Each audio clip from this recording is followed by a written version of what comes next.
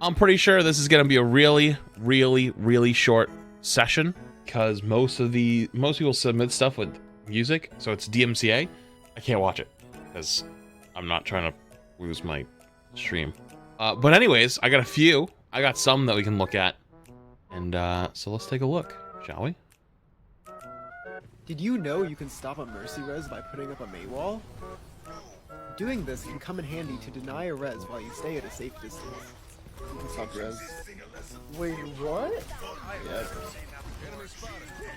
That works? However, this tech can be niche because of how specific it is to Yeah, I was gonna say, I don't think it works all the time. Up so that its distance from the mercy is far enough that the res will cancel. In order for this to happen, the mercy must also be walking away from the soul. Be sure not to lift the mercy with the soul or it will not cancel the res.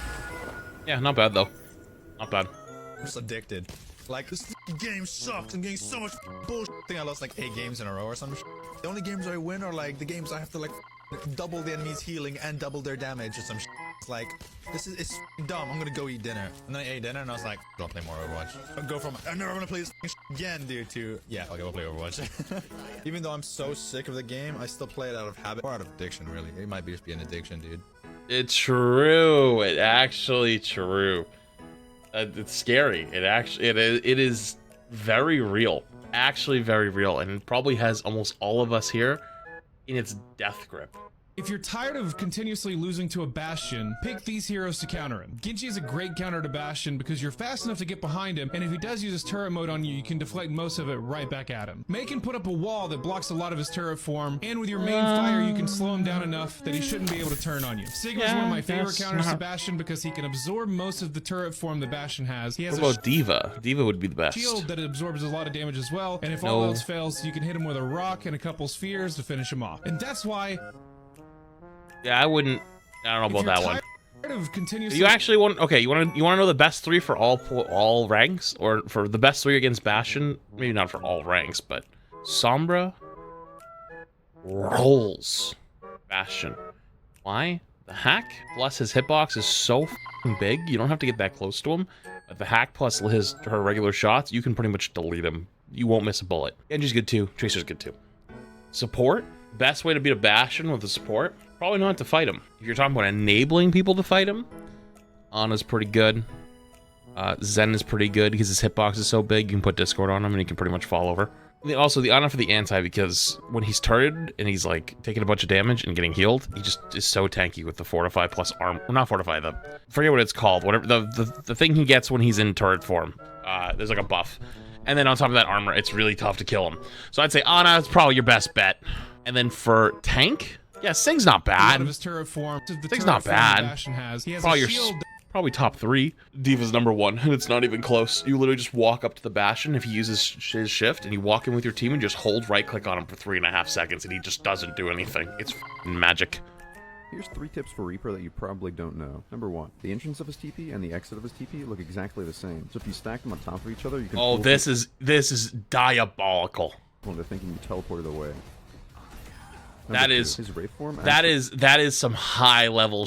That is a literally diabolical trick. Exactly the same. So if you stack them on top of each other, you can fool people into thinking you teleported away.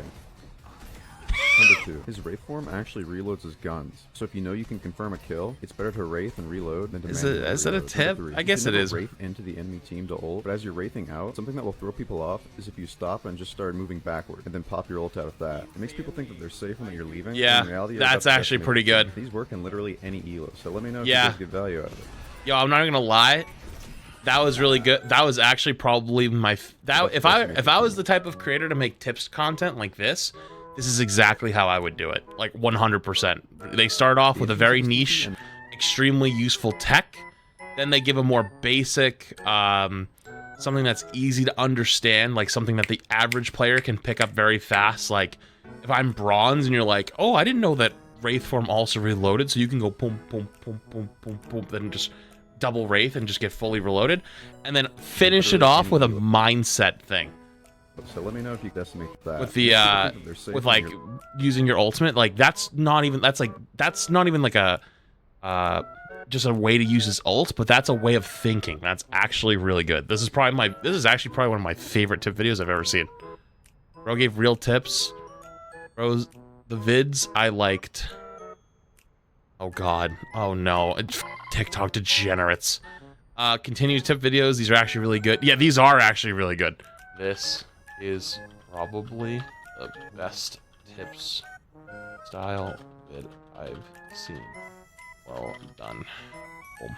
Reacting to your Overwatch comments and hot takes, part 16. Oh, no. When you find a game, everyone should be able to vote for 3 maps, and after 15 seconds or so, the map with the most votes will be played. I like that idea. Bring it back to old COD style. They should add a friendly fire arcade mode, yeah, because that wouldn't be toxic at all. Battle of Olympus should come back once in a while. Best event ever. It was fun, and I think they should have all events in a playlist available to play all year round. Pancakes are better than waffles. Fight me. Ball should exit out of his mech when it dies. Oh yeah, because he would be the hardest thing to hit in the world. You think Diva out of mech is hard? Could you imagine trying to hit a hamster?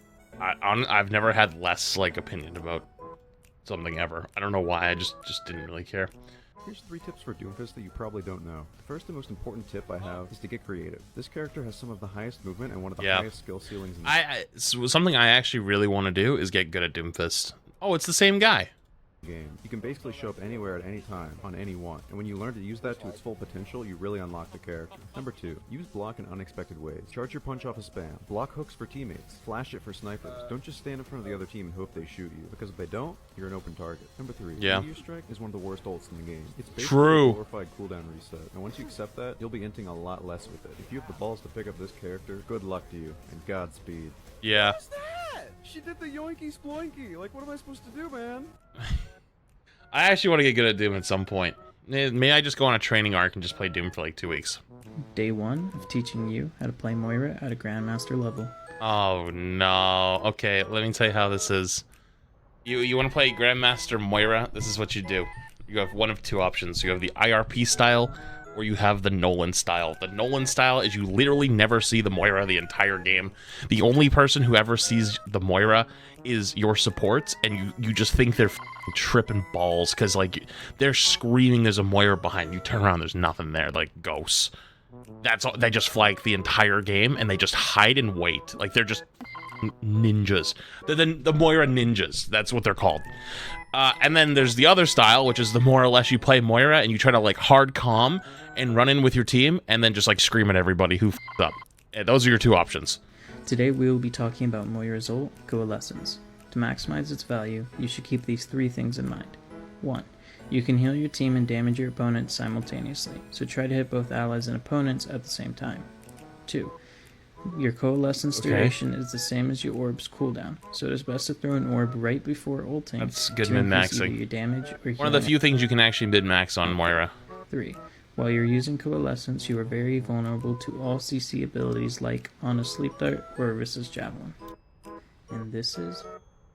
Like, how are you going to advertise that as GM level? That was... 1, there was, like, no tips. Yeah, the Coalescence thing is a little out of date. That's fine, but, like, there was no tip for it.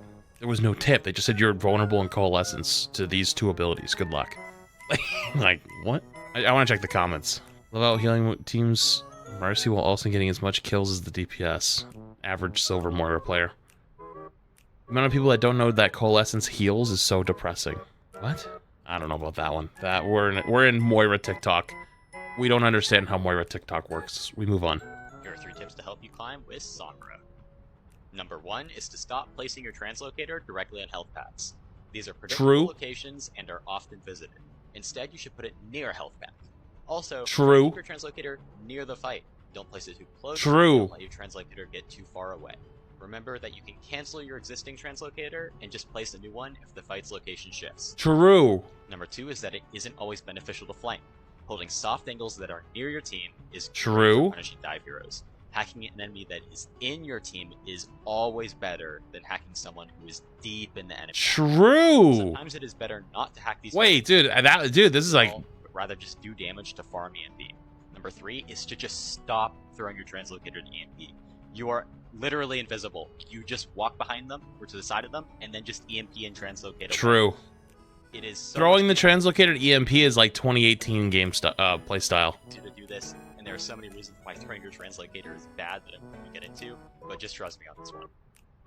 Honestly, if he was a little bit more energetic, talked a little bit louder, that'd actually be like really good points and really good content. That's actually good. Hey guys, this is going to be on tips for beginners. Today's topic is about nano. Wait, is today like the theme of tips? Like, what is this? And how to use it effectively. At base, nano heals your target by 300 HP, provides 50% extra damage, and 50% less damage. A good combo is to use your nade for the 50% extra healing buff, followed with your nano for 450 healing, for a total of 510 healing.